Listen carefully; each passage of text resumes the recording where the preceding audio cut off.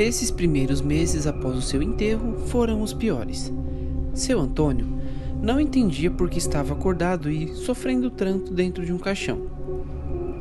Antônio Lopes morou a vida inteira na cidade de Bragança Paulista, que ficava a cerca de 100 quilômetros da capital de São Paulo.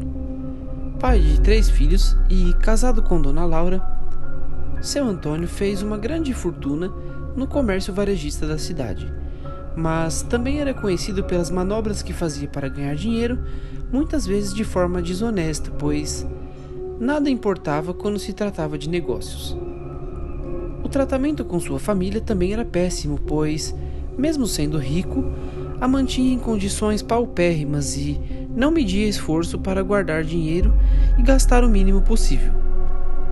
Agora, aos 80 anos, sentia o peso de seus erros e percebia que sua vida finalmente chegara ao crepúsculo. Não tinha amigos confiáveis, sua esposa e filhos tinham desistido dele há muitos anos e nada do que ele poderia fazer seria capaz de restaurar tantos anos de egoísmo e falta de amor. Sozinho e assistido apenas por uma enfermeira, seu fim chegou. Antônio estava lúcido naquela manhã de sábado. Sentia-se estranhamente bem.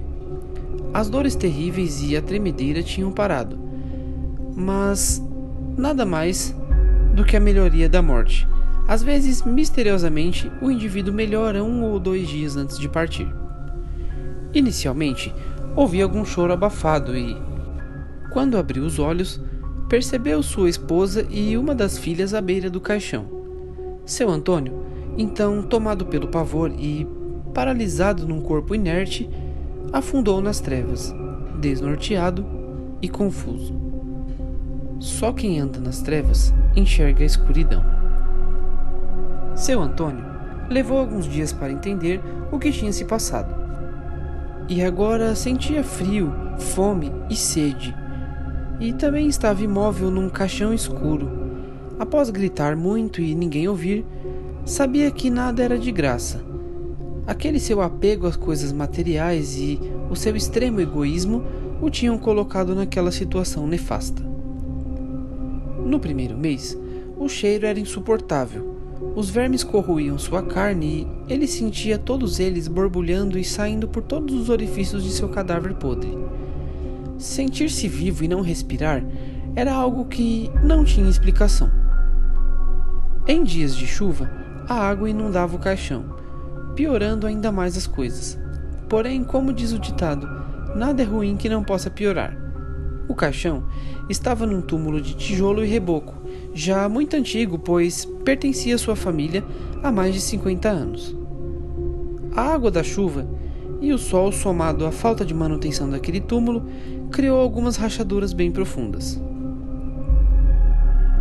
2 anos tinham se passado e seu Antônio não passava de ossos com pedaços de pele colada.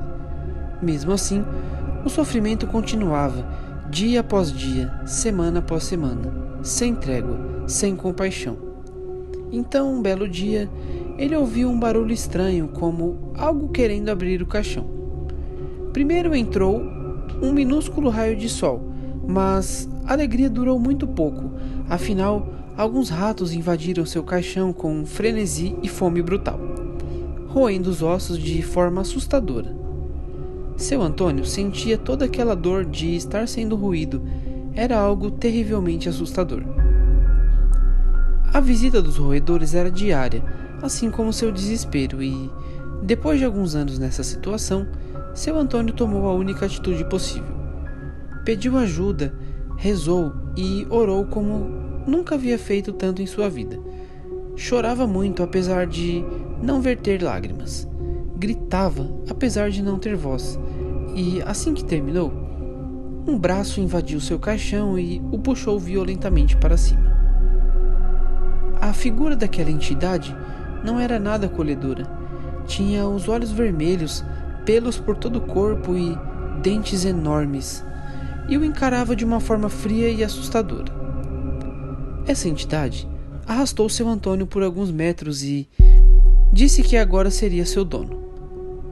Vendo aquele velho cadáver, ameaçou colocá-lo novamente no caixão. Seu Antônio ajoelhou e implorou, dizendo que seria seu escravo e faria qualquer coisa para que ele nunca mais voltasse para aquele túmulo horrível. Naquele instante, seu Antônio percebeu que o seu sofrimento estava apenas começando.